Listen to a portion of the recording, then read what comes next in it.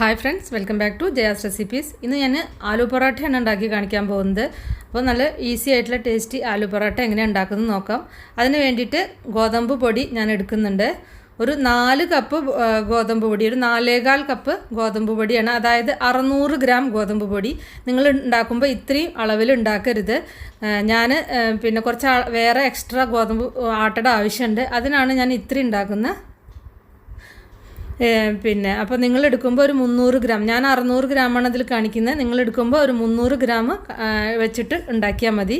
അപ്പോൾ ഇതൊരു 4.25 കപ്പ് ഉണ്ട്. അപ്പോൾ അതിൻ്റെ പകുതി എടുത്തിട്ട് നിങ്ങൾ ഉണ്ടാക്കുക. ഇപ്പോൾ ഇത്രയാണ് എടുത്തിരിക്കുന്നത്.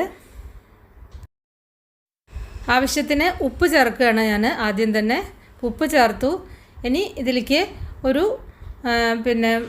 കുറച്ച് ഒരു 3/4 ടീസ്പൂണ് അയമോദകം ചേർക്കുന്നുണ്ട്. അയമോദകം ചേർത്ത് കഴിഞ്ഞാൽ ആലു പൊറോട്ടയ്ക്ക് ടേസ്റ്റും ഉണ്ടാവും, പിന്നെ ഗ്യാസിൻ്റെ പ്രോബ്ലം ഒന്നും ഉണ്ടാവില്ല. ഉരുളക്കിഴങ്ങ് ചേർക്കുന്നതല്ലേ. അപ്പോൾ പൊറോട്ടയ്ക്ക് എപ്പോഴും അയമോദകം ചേർത്താൽ നല്ലതാണ്. നിങ്ങൾക്ക് ഏതെങ്കിലും കാരണവശാൽ ഇഷ്ടമല്ലെങ്കിൽ അത് ഒഴിവാക്കാവുന്നതാണ്. പക്ഷേ അയമോദകം നല്ല ടേസ്റ്റാണ്. ഞാനൊരു 3 ടേബിൾ സ്പൂൺ റിഫൈൻഡ് ഓയിൽ ചേർക്കുകയാണ്.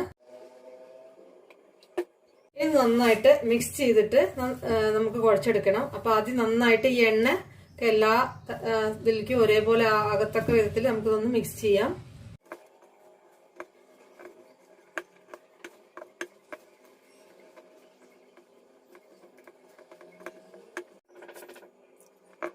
ഇതിൽ അളവ് കൊടുക്കുമ്പോൾ ഇത്രയും ഞാൻ ഉപയോഗിച്ച ആട്ടയുടെ അളവല്ല കൊടുക്കുന്നത്. ഞാൻ 300 ഗ്രാം ആട്ടയുടെ അളവും പിന്നെ അതിൻ്റെ വെള്ളം, അതിന് 200 ml വെള്ളം എന്നുള്ള രീതിയിലാണ് ഞാൻ കൊടുക്കുന്നത്. അപ്പം നിങ്ങൾ ആ രീതിയിൽ ഉണ്ടാക്കിയാൽ മതി. പിന്നെ 1-2 സ്പൂൺ വെള്ളത്തിൻ്റെ വ്യത്യാസമൊക്കെ വരും. കാരണം ഫൈബർ കൂടിയ അതിനനുസരിച്ച് വ്യത്യാസം വരും.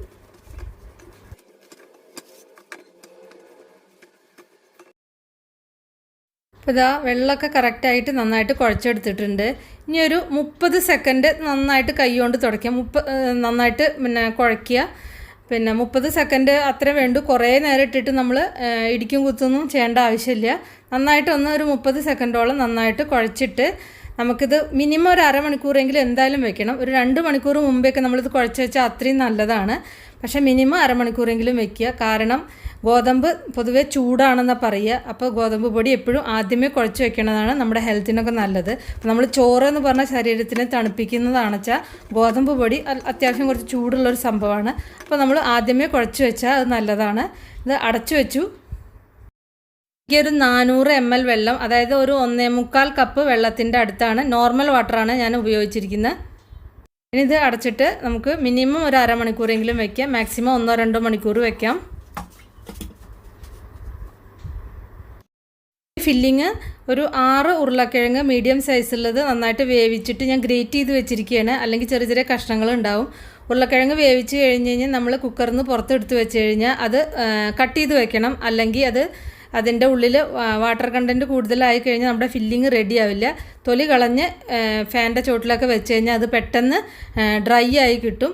അങ്ങനെ ആകുമ്പോൾ നമുക്ക് ഫില്ലിങ് വളരെ കറക്റ്റായിട്ട് നമുക്ക് കിട്ടും. അല്ലെങ്കിൽ അതിൻ്റെ കുറച്ച് സോഗിയായ പോലെ ആയി കഴിഞ്ഞ് കഴിഞ്ഞാൽ ഫില്ലിങ്ങൊക്കെ പുറത്തേക്ക് പോരും. അപ്പോൾ ഫാൻ്റെ ചോട്ടിൽ വെക്കണം. ഇതിന് ഒരു teaspoon dry mango powder, amchur powder, മാങ്ങ ഉണക്കി പൊടിച്ചത് അതാ ചേർത്തിരിക്കുന്നത്. ഒരു സവാള ചെറുതായി അരിഞ്ഞത്, പിന്നെ ആവശ്യത്തിന് പച്ചമുളക് ചേർത്തിട്ടുണ്ട്. പിന്നെ മുളക് പൊടി അല്ലെങ്കിൽ ചില്ലി ഫ്ലേക്സ്, പിന്നെ കുറച്ച് ജീരകം, ഒരു 1/2 ടീസ്പൂണിൻ്റെ അടുത്ത് ജീരകം, ചെറിയ ജീരകം നിങ്ങൾക്ക് ഇഷ്ടമുണ്ടെങ്കിൽ ചേർക്കാം, അല്ലെങ്കിൽ ഒഴിവാക്കാം. പിന്നെ ഇതിലേക്ക് ഞാൻ 1 ടീസ്പൂൺ ഗരം മസാലപ്പൊടിയാണ് ചേർത്തിരിക്കുന്നത്. പിന്നെ വേണ്ടത് ഒരു 3/4 ടീസ്പൂണ് കുരുമുളക് പൊടിയാണ് ഇപ്പോൾ ചേർത്തത്. ഇനി ഇതിലേക്ക് കുറച്ച് കസൂരി മേത്തി, ഉലുവയില ചേർക്കുക. ഒരു ഫ്ലേവറൊക്കെ കിട്ടും, നല്ല ടേസ്റ്റുമാണ്, പിന്നെ വളരെ ഹെൽത്തിയാണ്. ഇനി ഉപ്പ് ചേർത്തിട്ട് നന്നായിട്ട് മിക്സ് ചെയ്ത് വയ്ക്കുക. എല്ലാം കൂടി നന്നായിട്ട് മിക്സ് ചെയ്യുക. നിങ്ങൾക്ക് ഇതിലേക്ക് മല്ലിയില ചേർക്കാം. അങ്ങനെ ആവശ്യത്തിന് ഉപ്പ് ചേർക്കുന്നുണ്ട് കേട്ടോ. ആദ്യം ഇടയിൽ വെച്ച് ചേർക്കാൻ വിട്ടുപോയതാണ്. ഉപ്പ് ചേർക്കുക. ഫില്ലിംഗ് ഒക്കെ റെഡിയായി. നമുക്ക് ഉണ്ടാക്കാൻ നോക്കാം. ചപ്പാത്തിയുടെ ഉരുളയേക്കാൾ കുറച്ച് വലിയൊരു ഉരുളെടുത്തിട്ട് നന്നായിട്ട് കയ്യിൽ വെച്ചിട്ട് സോഫ്റ്റ് ആക്കുക. ആദ്യം നന്നായിട്ട് ഒന്നും കൂടി മയപ്പെടുത്തി എടുക്കുക. എന്നിട്ട് അതുപോലെ ഞാൻ ചെയ്യണ പോലെ ഒന്ന് ചെയ്യുക. ഇതുപോലെ വെച്ചിട്ട് ഒന്ന് ചെറുതായിട്ടൊന്ന് പരത്തുക, വലുതായിട്ട് പരത്തേണ്ട ആവശ്യമില്ല. ഇതുപോലെ ഒന്ന് പരത്തി കൊടുക്കുക. എന്നിട്ട് നമ്മൾ എത്രയാണോ പൊറാട്ടയുടെ ആ മാവ് എടുത്തത് വെച്ചാൽ അതിനേക്കാൾ കുറച്ച് കുറവ് ഒരു ഉരുള മസാല എടുത്തിട്ട് സ്പൂൺ കൊണ്ട് അതുപോലെ ഞാൻ കാണിക്കുന്ന പോലെ ചെയ്താൽ മതി. ഇത്രയും മതി. എന്നിട്ടൊന്ന് നന്നായിട്ടൊന്ന് സീൽ ചെയ്യുക എല്ലാ ഭാഗം കൊണ്ടും. എല്ലായിടത്തും ഈ മസാല ആവാൻ വേണ്ടിയിട്ട് ഞാൻ ആദ്യം കാണിച്ച പോലെ അതുപോലെ ഒന്ന് പ്രസ് ചെയ്ത് കൊടുക്കുക. എല്ലായിടത്തും മെല്ലെ പ്രസ് ചെയ്യാവോ, അല്ലെങ്കിൽ ഒക്കെ പുറത്തേക്ക് പോരും. ഇതുപോലെ ആക്കിയാലാണ് മസാല എല്ലായിടത്തും ഒരേപോലെ ഇതിലാവുള്ളൂ. അത് നന്നായിട്ട് എല്ലായിടത്തും ഒരുപോലെ ആക്കിയതിൻ്റെ ശേഷം ഒന്ന് ഡസ്റ്റ് ചെയ്തിട്ട് അധികം ബലം പ്രയോഗിക്കാതെ ശ്രദ്ധിക്കുക. അധികം ബലം പ്രയോഗിക്കരുത്. അധികം ബലം പ്രയോഗിക്കാതെ പരത്തിയെടുക്കുക. വല്ലാതെ കട്ടി കൂടണ്ട. അപ്പോൾ പരത്തിയെടുത്തിട്ടുണ്ട്, നമുക്ക് ഉണ്ടാക്കാം.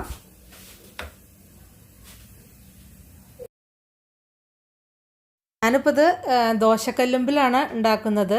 അപ്പോൾ അത് വല്ലാതെ കട്ടി കൂടണ്ട, ആ ഒരു രീതിയിൽ വേണം പരത്തിയെടുക്കാൻ. ഇനി ഇത് തിരിച്ചും മറിച്ചിട്ടിട്ട് ഒന്ന് കുക്കായതിൻ്റെ ശേഷം മാത്രം നമുക്കിതിൻ്റെ മീതെ റിഫൈൻഡ് ഓയിലോ നെയ്യോ തേച്ചാൽ ഒഴിച്ച് കൊടുക്കാവുന്നതാണ്.